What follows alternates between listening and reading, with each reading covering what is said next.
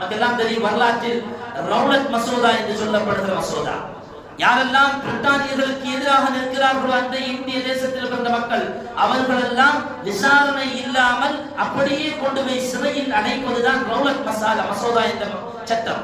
அதை எதிர்த்தார் காந்தி, அஹிம்சை வழியில் எதிர்த்தார். அதற்கு பெரும் உதவியாக இருந்தவர்கள் இந்த முஸ்லிம் சமுதாயம்.